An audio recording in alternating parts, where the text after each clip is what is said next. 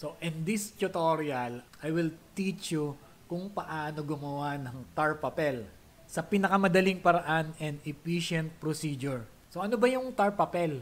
Ang tar papel po ay galing sa word na tarpaulin. So yun pong tarpaulin, yun po yung mga poster na malalaki na ipiniprint sa heavy duty plastic material. Itong tar papel, sa papel natin ipiprint gamit ang computer printer natin. Low cost alternative siya to tarpaulin printing. Iset muna natin yung boundary ng papel natin. Punta tayong page layout. Then margins. Dito tayo sa narrow. At kung nakikita nyo itong line na to, ito yung isang size ng ating bond paper. I-hide muna natin yung grid lines. So, yan yung size ng bond paper natin. Ngayon, gagawa tayo ng tar papel gamit ang 4 na papel. 1, 2, 3, 4. So, mag-insert tayo ng picture. Insert tayo ng pictures. Ito.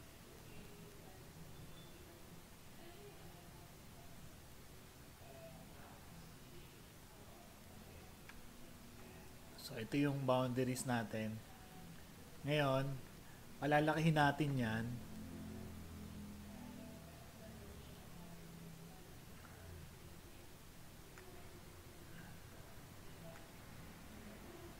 So, 4 na papel yung kanyang sakop. Lagyan natin ng word art, text.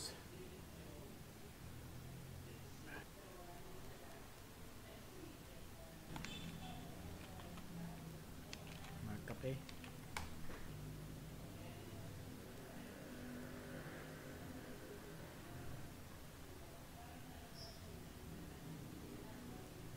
So, preview natin siya.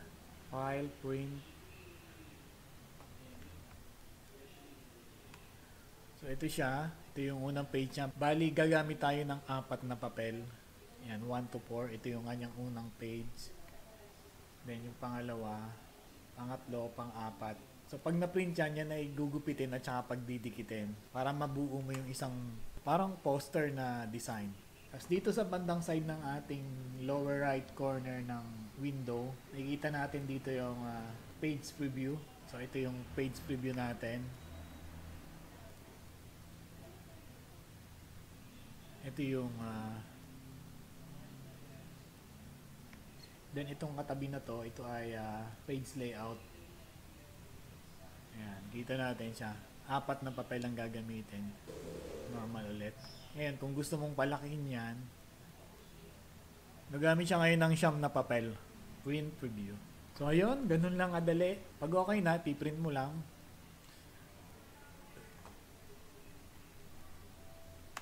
So, ayun, at ganun lang siya kadali.